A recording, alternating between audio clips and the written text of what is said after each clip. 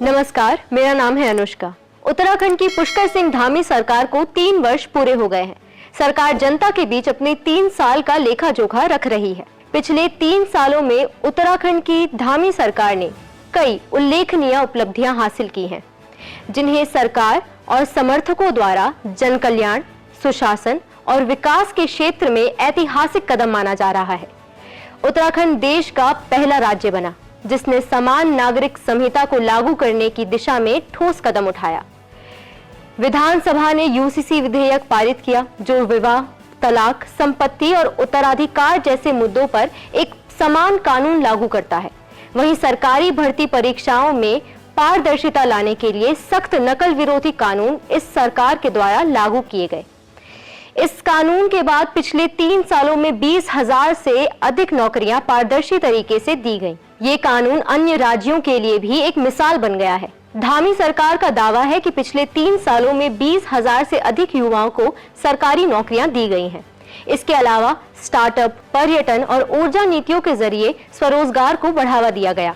Home stay योजना और कौशल विकास कार्यक्रमों से भी युवाओं को जोड़ा गया। धामी सरकार ने नौकरियों में महिलाओं के लिए 30% क्षैतिज आरक्षण लागू किया, जो महिला सशक्तिकरण की दिशा में बड़ा कदम है। लखपति दीदी योजना के तहत 80,000 से अधिक महिलाएं स्वयं सहायता समूहों के जरिए सालाना 5 से 7 लाख रुपए कमा रही हैं, ऐसा सरकार का दावा है। 2024-25 में राज्य की आर्थिक वृद्धि दर 6.6% रही, जो राष्ट्रीय औसत से बेहतर है। इसके अलावा धामी सरकार कई महत्वपूर्ण कानून लाई, जिसमें धर्मांतरण विरोधी कानून, लैंड जिहाद पर सख्त कार्रवाई जैसे कानून अहम रहे। तो वहीं एसडीजी सूचकांक में उत्तराखंड ने अपनी स्थिति को और मजबूत किया। कैग की रिपोर्ट के अनुसार राज्य का राजकोषीय घाटा तेजी से कम हुआ है। चारधाम यात्रा हर वर्ष रिकॉर्ड संख्या में श्रद्धालु, शीतकालीन यात्रा की मजबूत पहल, समय समय पर आई आपदा के दौरान मुख्यमंत्री का स्वयं ग्राउंड जीरो पर रहना और प्रबंधन के मोर्चे पर तत्परता निर्णय लेने की क्षमता धामी सरकार की बड़ी उपलब्धियां रही हैं। हालांकि इस बीच धामी सरकार पर कई गंभीर आरोप भी लगे, जिसमें विपक्ष खासकर कांग्रेस ने आरोप लगाया है कि धामी सरकार के कार्यकाल में अवैध खनन को बढ़ावा मिला है। इस बात को हम पहले से कहते आ रहे हैं कि प्रदेश की सरकार को माफिया चला रहा है, और यह बात इस रूप में प्रमाणित हो चुकी है कि हरिद्वार के माननीय सांसद और इस प्रदेश के पूर्व मुख्यमंत्री श्री त्रिवेंद्र सिंह रावत जी के द्वारा संसद में इस आशय का बयान दिया गया कि हरिद्वार की नदी मतलब गंगा जी में और गंगा जी की सहायक नदियों में बिल्कुल अवैध खनन का कारोबार बहुत तेजी से चल रहा है। उन्होंने इस हालत को जिस रूप में बयां किया वो आप सब लोगों के सामने है। और अब 2 बातें यहाँ पर खड़ी हो रही हैं। एक बात तो यह है कि कांग्रेस पार्टी, हम सब लोग इतने दिनों से, इतने सालों से जिस बात को कहते आ रहे हैं, उस बात पर सत्ताधारी पक्ष के लोगों के द्वारा ही मुहर लगाई गई है।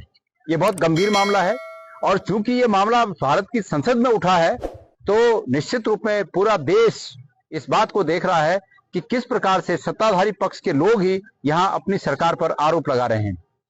जो सत्ता में लोग बैठे हैं, चाहे दिल्ली बैठे हों, चाहे देहरादून बैठे हों, वो इस बात को माने न माने ये अलग बात है, लेकिन ये बात बहुत गंभीर है कि एक बहुत ही स्थापित नेता जो कि यहाँ उत्तराखंड में पूर्व मुख्यमंत्री रहे और वर्तमान में हरिद्वार से सांसद हैं, उन्होंने इस बात को संसद के पटल पर रखा है।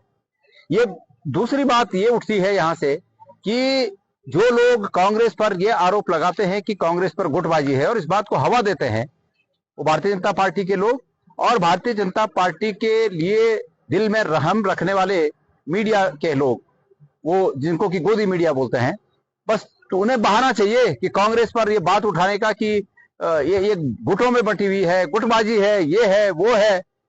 मैं उनसे उम्मीद करूंगा कि जरा इस ओर भी देख लें कि सत्ताधारी पक्ष के लोग एक दूसरे पर किस प्रकार से आरोप प्रत्यारोप कर रहे हैं, और वो भी भारत की संसद में, उत्तराखंड की सरकार के लिए भारत की संसद में। कृपया इस पर भी जरा ध्यान दें। कुछ रिपोर्ट्स में यह भी कहा गया कि खनन के ठेके बिना पारदर्शी प्रक्रिया के बांटे गए। इसके अलावा शराब के ठेकों में आवंटन में भ्रष्टाचार के आरोप लगे हैं। विपक्ष का कहना है कि ठेकेदारों को फायदा पहुंचाने के लिए नियमों को तोड़ा मरोड़ा गया। आप धामी सरकार की इन 3 सालों के कार्यकाल को कैसे देखते हैं, हमें कमेंट बॉक्स में जरूर बताएं। साथ ही सब्सक्राइब करें हमारे YouTube चैनल को और बेल आइकन दबाना बिल्कुल ना भूलें ताकि आप तक हमारा हर वीडियो पहुंचे। शुक्रिया।